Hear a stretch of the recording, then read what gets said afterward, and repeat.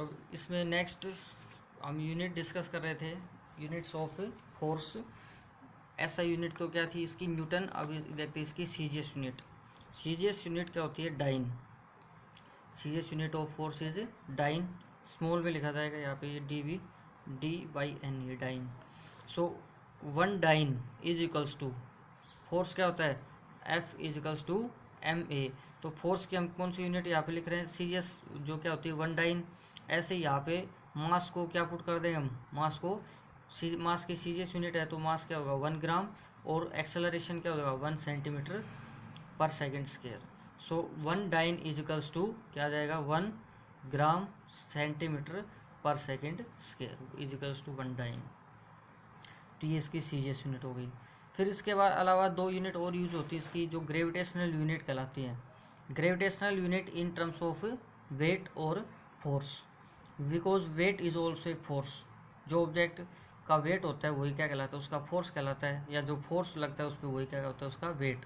इसलिए 2 यूनिट और है। तो इसकी यूनिट होती है किलोग्राम फोर्स। क्या होती है, kilogram force. 1 kilogram force is equals to 9.8 Newton.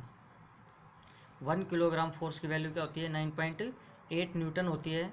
तो इसका मतलब है अगर आपको किलोग्राम फोर्स को न्यूटन में चेंज करना है, क्योंकि हम ऐसा यूनिट यूज़ करते हैं मोस्टली न्यूटन, तो किलोग्राम फोर्स अगर गिवन है तो उसको न्यूटन में चेंज करना होगा। तो उसके लिए क्या करना है, हमें 9.8 से मल्टीप्लाई करना है उसको बस। तो जैसे 10 किलोग्राम फोर्स है, सो 10 किलोग्राम फोर्स को चेंज किया न्यूटन में, तो उसके लिए हमने 10 मल्टीप्लाई क्या कर दिया 9.8, so it is equals to 98 newton. So 10 kilogram force क्या आ गया 98 न्यूटन के इक्वल आ गया। दूसरी जो यूनिट है इसकी क्या होती है, 1 gram force. 1 GF means gram force, and 1 gram force is equals to क्या होता है 980 dyne. 1 GF is equals to 980 dyne होता है। So be careful to changing the units. So 1 gram force is equals to 980 dyne. So इसको अगर gram force को dyne में change करना है, so multiply that gram into 980। Similarly जैसे हमने यहाँ पे एग्जांपल से एक समझा, ऐसे हमने मान लीजिए 10 ग्राम फोर्स है, 10 ग्राम फोर्स को और डाइन में चेंज करना है, तो इसके लिए क्या कर देंगे 980 से मल्टीप्लाई कर दो सिंपली। तो क्या हो जाएगा 10 मल्टीप्लाई बाई 980 कितना आ जाएगा 9800 डाइन। तो ऐसे आपको किलोग्राम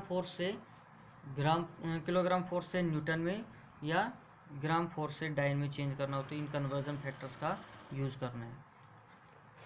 फिर इसके बाद नेक्स्ट है relation between newton and dyne. ऐसा unit of force is newton and CGS unit is dyne. Conversion जैसे हम मीटर से सेंटीमीटर में, किलोमीटर पर आवर से मीटर पर सेकंड में, अदर यूनिट्स का कन्वर्जन करते हैं, ऐसे ही फोर्स की भी एसआई यूनिट और सीजीएस यूनिट को अगर कन्वर्ट करना हो, इनमें भी अगर हमें कन्वर्जन करना है तो क्या फैक्टर होगा वो हम यहाँ पे ड्राइव कर रहे हैं। तो क्या कन्वर्जन फैक्टर रहेगा इनका, 1 न्यूटन इज इक्वल्स टू क्या होता है 1 किलोग्राम इंटू 1 मीटर पर सेकेंड स्क्वायर। सो 1 किलोग्राम पर मीटर, 1 किलोग्राम मीटर पर सेकेंड स्क्वायर है, और इधर क्या है न्यूटन, और हमें चेंज करना है डाइन में। और डाइन किसके इक्वल होता है, dyne is equals to gram centimetre पर सेकेंड स्क्वायर। तो हमें क्या करना है, किलोग्राम को चेंज करना है ग्राम में और मीटर को सेंटीमीटर में। So 1 kilogram is equals to 1000 gram multiply by 1 metre को चेंज कर दिया सेंटीमीटर में, दैट इज 100 सेंटीमीटर। सो ये वैल्यू क्या हो गई 1000 ग्राम मल्टीप्लाई बाई 100 सेंटीमीटर पर सेकेंड स्क्वायर। इसमें 10⁻³ है, ये 1000 मीन्स 10⁻³ एंड 100 मीन्स 10⁻²। तो बेस जब सेम होता है और मल्टीप्लाई करते हैं तो 10⁻³ मल्टीप्लाई बाई 10⁻², बेस सेम है तो पावर क्या हो जाती है ऐड, कितनी होगी 10⁻5। It means 1 newton is equals to 10⁻5 gram पर centimetre square, and this is called dyne. So 1 newton is equals to 10⁻5 dyne. So this is the converging factor for unit of force from SI to CGS or CGS to SI. Similarly, 1 dyne we can write 1 dyne is equals to 1 dyne को हम क्या लिख सकते हैं 10⁻⁻5 newton. So newton is larger unit than dyne, ऐसा unit larger होती है। तो 1 न्यूटन इजिकल्स टू क्या आ गया 10⁵ डाइन, या 1 डाइन इजिकल्स टू 10⁻⁻5 न्यूटन। अब इनके कुछ इंपॉर्टेंट पॉइंट्स हैं न्यूटन सेकंड लॉ के, जो हम डिस्कस करेंगे यहाँ पे। क्या है, वेक्टर फॉर्म, अगर फोर्स को हमें वेक्टर फॉर्म में डिनोट करना है तो क्या होगा, F इजिकल्स टू ma होता है। इसमें फोर्स वेक्टर है और एक्सेलरेशन वेक्टर है, तो सिंपली इन दोनों के ऊपर एरो लगा देंगे हम, ये क्या कहलाएगी इसकी वेक्टर फॉर्म।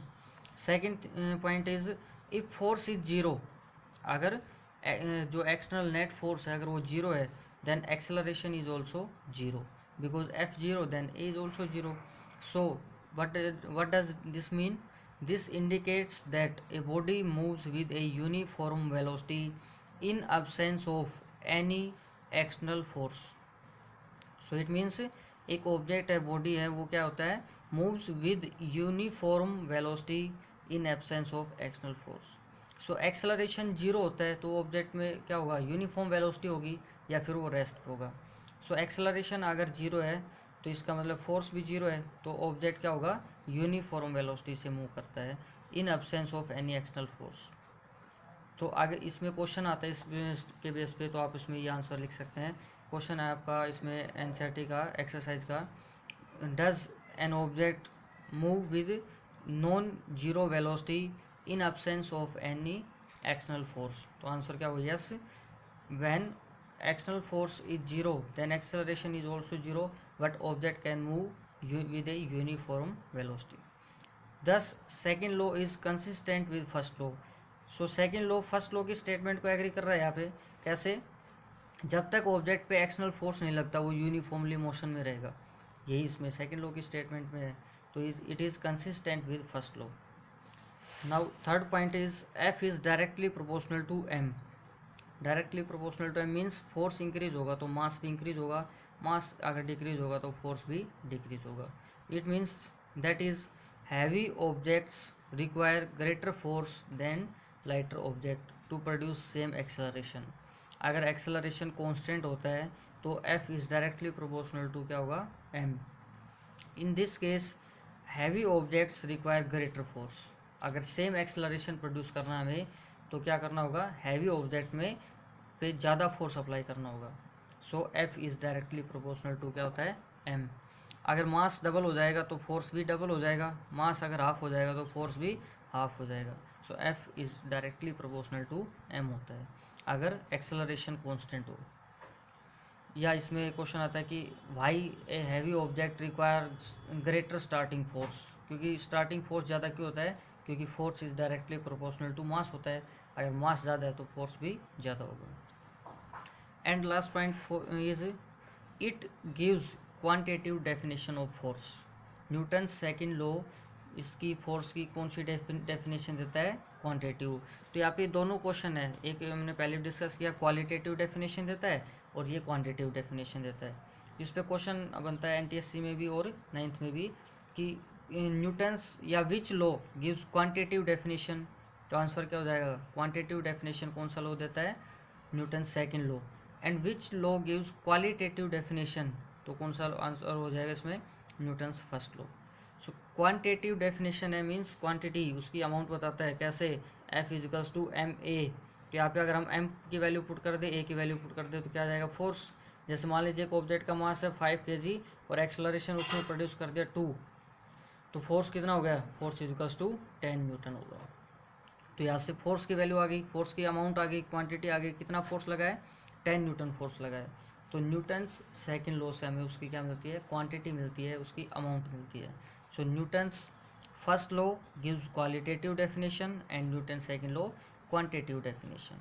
इसमें आपको कंफ्यूज नहीं होना, क्लियर होना चाहिए कौन सा लॉ क्वालिटेटिव डेफिनेशन देता है और कौन सा क्वांटिटेटिव डेफिनेशन देता है। तो इसमें कई बार कन्फ्यूजन हो जाता है बच्चों को, इसीलिए इंपॉर्टेंट क्वेश्चन है, एनटीएससी में भी पूछा जाता है, तो आपको इसको ध्यान रखना है, क्वांटिटेटिव और क्वालिटेटिव।